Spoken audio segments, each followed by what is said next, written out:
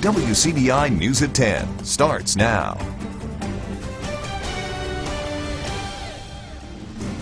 It's day 2 of Mississippi's legislative session, and Democratic leaders are laying out their party's priorities for 2019. Courtney Ann Jackson explains how they're seeking common ground with the other side. Party politics usually play out with polar opposite agendas for Republicans and Democrats each session. But Democrats say they're seeing new traction from the GOP on issues they've championed. Whatever it is, I'll accept it. As long as they're willing to work together on those issues that will improve Mississippians' lives, then they're going to find a willing partner in me and the Mississippi Legislative Democrats.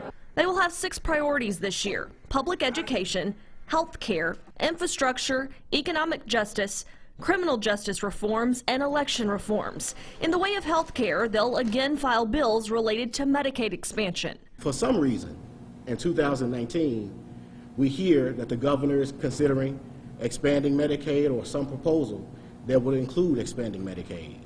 Legislative Democrats have fought for that since 2011, and we will continue to fight for that. Governor Bryant's office has not yet responded to our request for comment about his position on Medicaid expansion. You did see lawmakers boost infrastructure funding in this special session, and some leaders have said they don't expect to see more this session. Well, that's unfortunate to hear, because what we did was simply a Band-Aid on a wound that needed surgical intervention. We know that it costs over $400 million a year just to maintain the roads and bridges that we currently have, and the revenue that we think we've raised through the special session is about $200 million a year.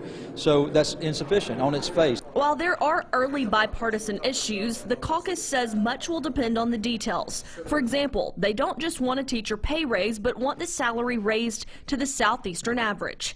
Courtney Ann Jackson, WCBI News. Mississippi's Secretary of State is looking for a new job. Delbert Hosemann was in Columbus this morning to announce his plans to run for lieutenant governor. Hosemann says Mississippi's future and his grandchildren helped him to decide to run. His platform includes refocusing on small businesses and helping them thrive. He also wants to prioritize education, health care, and infrastructure. The most important person 8 hours a day that we turn over our kids to is a teacher. And they are undercompensated. And I anticipate the legislature will begin to rectify that issue this year, and hopefully through the next year. And every year that I'm in the lieutenant governor's spot, we're going to raise teachers' pay. We can't stop building roads here. I mean, you heard one of the people here today talk about that, and that infrastructure is critical. Hosemann is in his 3rd term as Secretary of State. There was a major shakeup today in the Lowndes County Sheriff's race. Major Greg Wright put his name on the ballot to be the county's next top cop. Currently, he leads the investigations division at the department. He has previously served as chief deputy. Archie Williams and Ryan Rickert both dropped out of the race. Now Wright and former jail administrator Rick Jones are the only names on the ballot. Sheriff Mike Arledge has announced that he will not be running for re-election. The deadline to qualify is March 1st. Time now to toss things over to meteorologist Jacob Dickey with a first look at our cool Wednesday evening forecast. Hey, Jacob.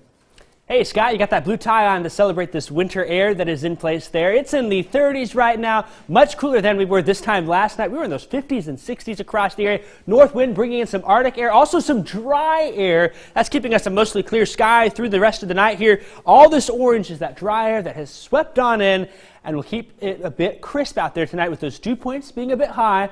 I expect to keep that clear sky. Temperatures will be falling into the 20s, mid to upper 20s, a starry night. Below freezing through the morning hours. You'll need that jacket heading out the door. Coming up, we've got some rain in the forecast. I've got those details for you in a bit. It's cold now, but over the few weeks we've had a lot of rainy weather, and that rainy weather is taking a toll on area rooftops. Local contractors are being flooded with calls from customers with leaky roofs. Our Riley Livingston is up on the roof as one company works to get repairs done.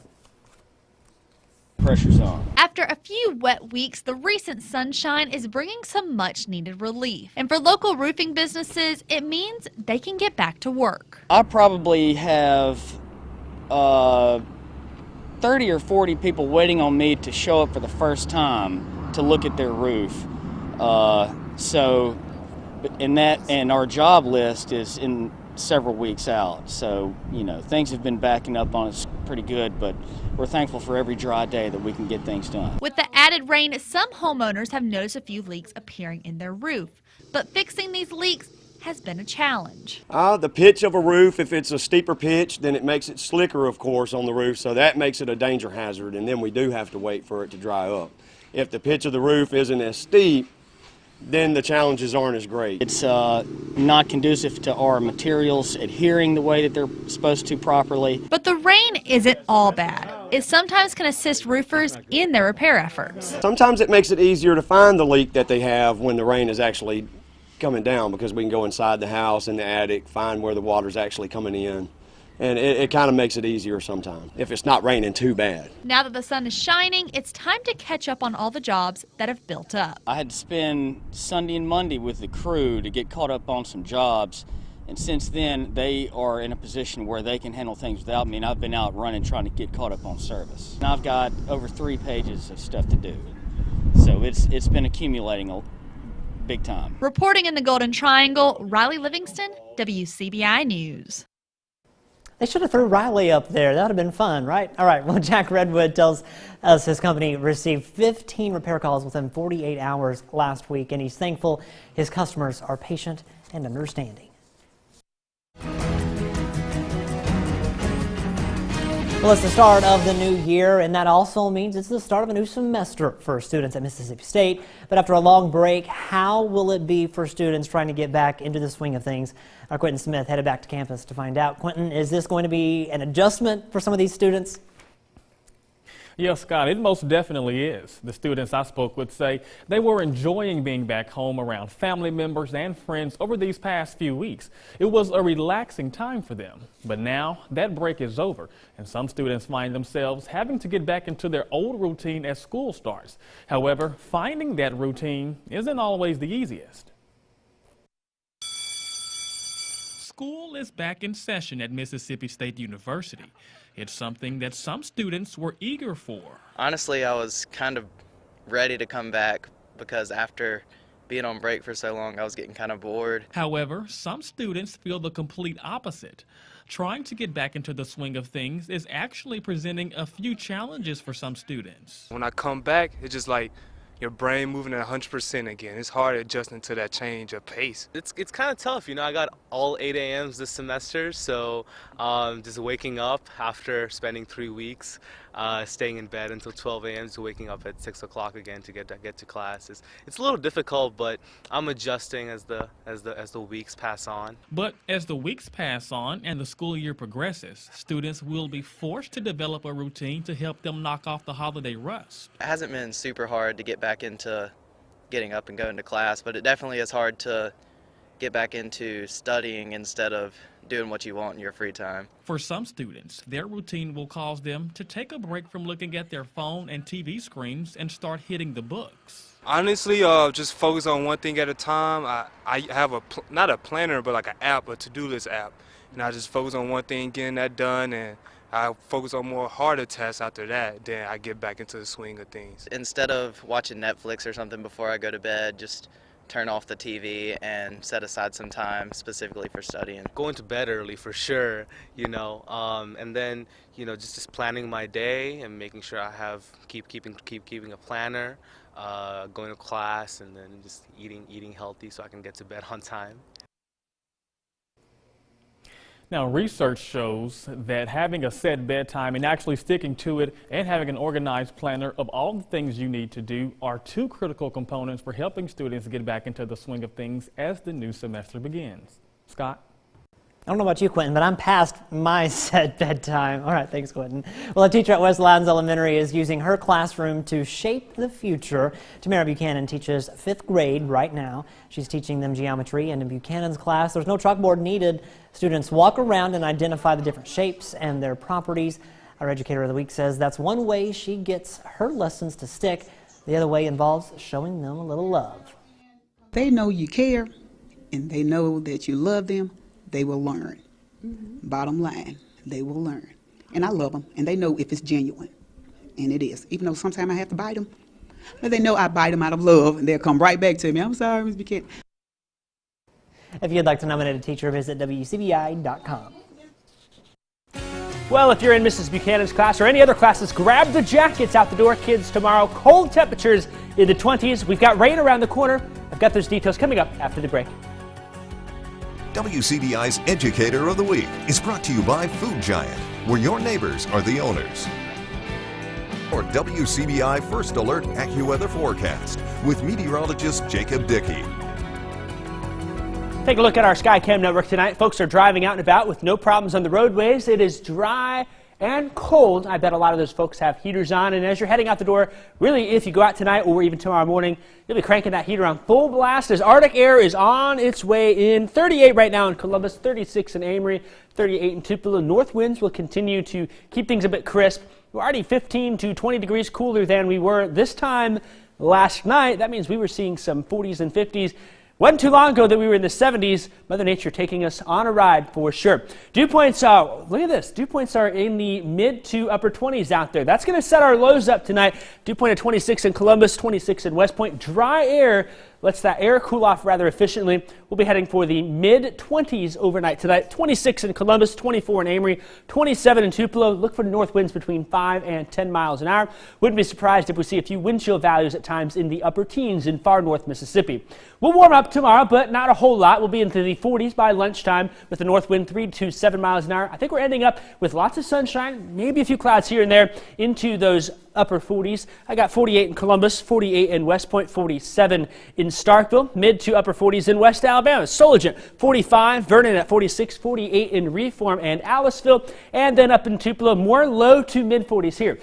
Iuka, 43, Corinth, 43, Tupelo is at 45. Just a few days ago, Corinth was up to 70. That's a big swing in the temperatures from spring to winter. However, we will not be cold enough as we look forward here with some precipitation heading our way. Won't be cold enough to see any of that fluffy stuff many of you probably want. We're going to keep it a cold rain here. Friday evening, showers move on in. They'll continue on and off through Friday night. Saturday morning, showers continuing off to our west, and they will swing through the day across our area.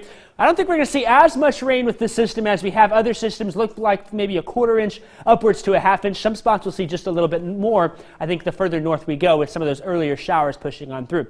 As Futurecast shows here comes the showers. Friday night is when that rain will start. We'll call it after sunset Friday. The daytime looking okay. By Friday night into Saturday, those showers continue, and we'll push them out of here by Sunday morning early. Sunday during the day, I'll advertise as partly cloudy. As far as our friend here, that blue line is 32 degrees. A lot of you are wondering if we'll get in here. It stays well off to our north, going to be out of our area. We are stuck on the warmer side of things, so not quite cold enough for some of you who are really asking for it. Still, wet weather Friday through Sunday morning. Sunshine returns next week. It's the college equivalent of free agency. Two SEC standouts are looking for new homes. Tom has details a little later in sports. You're watching WCBI News at 10 with Scott Martin. Welcome back, everyone. Some folks are still on the hunt for that big trophy, and some folks are hunting from tree stands. If you're going to be up high, you want to make sure you're secured. We learn more tonight in our Health Talk with Baptist. Hi, I'm Maggie Alexander, a trauma nurse at Baptist Memorial Hospital, Golden Triangle. Tonight, I want to talk to you in more detail about how to safely hunt from a tree stand. When using a tree stand while hunting, the best way to prevent injury or death from a fall is to wear a full body safety harness anytime you're off the ground. Before use, inspect your safety harness for damage and check the expiration date on the label. You should be comfortable assembling and using your harness before the hunt. Place your tree stand 6 feet off the ground, practice climbing into and out of the stand with your safety harness on, and learn what it feels like to hang suspended and to attempt self-rescue from a fall. Your full body safety harness should be attached to the tree at or above eye level. Ensure there's no slack in the tether strap and never let the tether get around your neck or under your chin. If you do fall from a tree stand, try to recover back into the stand or use a suspension relief device to reduce the amount of leg pressure. Have access to a cell phone or radio so you can call for help. And make sure you exercise your legs to keep your blood flowing and prevent additional injury if you're suspended while waiting for help to arrive. Join us next time for Health Talk with Baptist for more information on hunting safety. Mail your topic suggestions to healthtalk@wcbi.com. Health Talk has been brought to you by Baptist Memorial Hospital, Golden Triangle. Oxford is upset city in America. The Rebels pick up a big-time win at home. All the highlights and recap next in sports.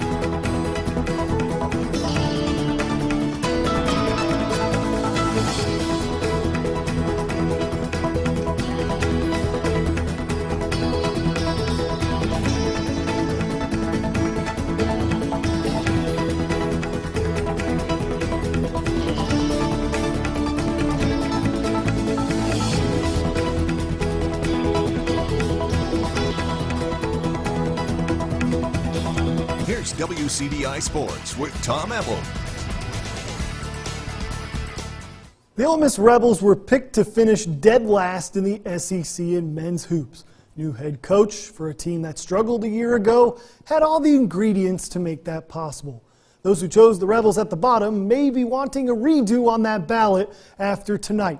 Ole Miss and number 11 Auburn, the Rebels' first-ranked battle of the season, looking for an upset in the second SEC win. Right out of the gates, Blake Hinson for three. Rebs take an early lead for the Tigers. Hey, Derek Jones in the house, former Eupora Eagle, repping the Ole Miss Rebels. For Tigers with a quick answer, Bryce Brown with the triple, bring it within two, but Devontae Schuler gets the shot. It doesn't go, but he would corral his own miss. That's the way you follow your shot, young fella. Put back gets the Rebels up, but Auburn hits right back, right behind their man, Blake Brown. That's what I'm saying. Bryce Brown. That's what I'm trying to say. Bryce Brown with the triple gets Auburn right in it, but denied by Bruce Stevens. Terrence Davis out on the break. Air TD. Jam. That's what I'm talking about. Wham bam, thank you, man. Rebels on a 10-0 run, up 23-14, and don't mess with the big man inside. Dominic Olenichek with the nice jump hook there. That's a beautiful post move. Rebels extended to a 30-22 lead, dominating the ranked Tigers at half, and it would only continue from there. KJ Buffin driving, rejected, but that's a goaltend, and KJ's feeling it. Rebels up by 7. And Terrence Davis, Air Davis one more time, poster time, right all over the man's face. My goodness, for the and one bucket. Brian Tyree flexing on him, kicks it out to Schuler for three. He'll take all three of those. Terrence Davis would finish with a team-high 27 points. And just to cap it off, get it to the big man inside, Olenichek. A beautiful pass inside to Davis for the jam. And that would be the end of it. The Rebels dominate number 11 Auburn for an incredible upset, 82-67. The first win for the Rebels against a ranked opponent since 2015. Here's Kermit Davis and Terrence Davis' thoughts after the game. We executed late. We did some offensive things. We really did, and I thought that was a key to it. Then obviously, we're a good free throw shooting team. We usually kind of close games out like that, but really it was defending. We held Auburn to, I guess it was 32% in the second half, and that was really the key to the game. And we just get better by the week. Practice is our game. We practice hard. We practice 2 hours, 2 hours and a half. We treat it like the game, and once we get in a game, it's just natural. Next up for the Rebels, Mississippi State. The Bulldogs will look to fix what went wrong in Columbia on Tuesday. In the 13 games before South Carolina, the Bulldogs shot 76% as a team from the free throw stripe. In the loss to the Gamecocks, 56%. MSU also out-rebounded opponents by a margin of 6.7 boards. In the loss to Carolina, Gamecocks won the advantage by 10. While the loss hurts the Bulldogs' tournament resume, Ben Howland says this is the time of year where teams find out who they really are. It's a whole new season starting SEC play, and that's how they approach it, obviously, because they look, really, really good tonight, and they had a good crowd behind them. And bottom line is we got to shore up some things. We got to do a better job rebounding the basketball. We got to shoot foul shots better, and we got to be able to take better care of the basketball. Ole Miss football presenting its future Wednesday. Matt Luke will be flanked by 2 former Pac-12 Coach of the Year, with Rich Rodriguez leading the offense and Mike McIntyre tasked with rebuilding the defense. Both coaches believe their experience can add to a changing Rebel staff.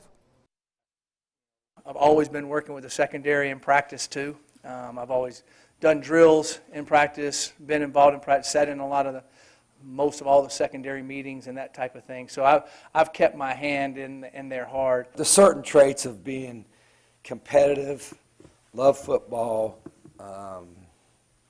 be able to execute certain plays, whether it's run or throw, all that probably everybody wants in a quarterback. You don't want to recruit or have a quarterback that likes football. You better have one that loves it and needs.